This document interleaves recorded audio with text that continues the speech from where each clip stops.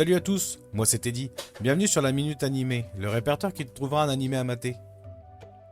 Et si tu tombais dans un puits, et qu'au lieu de toucher le fond, tu te retrouvais 500 ans dans le passé, dans un Japon médiéval, ravagé par les démons, les guerres, les malédictions, et une perle capable de tout détruire. Bienvenue dans l'univers d'Inuyasha. Un monde où l'amour, la vengeance et la magie se mélangent dans une aventure aussi épique que déchirante.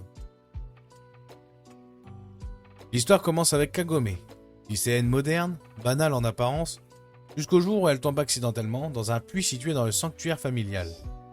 Elle se retrouve propulsée à l'époque Sangoku. Et là, sa vie bascule. Elle libère Inuyasha, un agneau, un demi-démon, scellé à un arbre depuis des décennies. Inuyasha, c'est le genre de héros que t'apprends à aimer. Brutal, insolent, fier, mais derrière les crocs et les griffes, un cœur brisé, une trahison gravée, et une histoire d'amour tragique avec Kikyo, la prêtresse qui l'a autrefois cloué à cet arbre sacré. Ensemble, Kagome et Inuyasha vont devoir reconstituer la perle de Shikon, brisée accidentellement et dispersée à travers tout le Japon.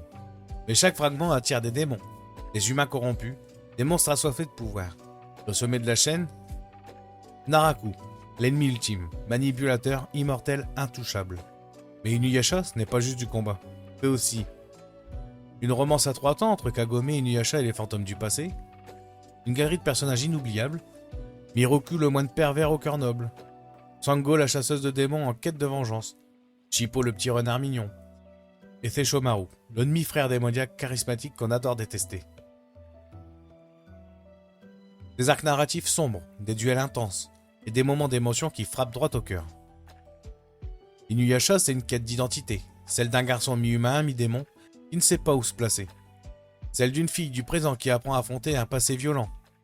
C'est un combat contre les ténèbres, autant à l'extérieur qu'à l'intérieur de soi.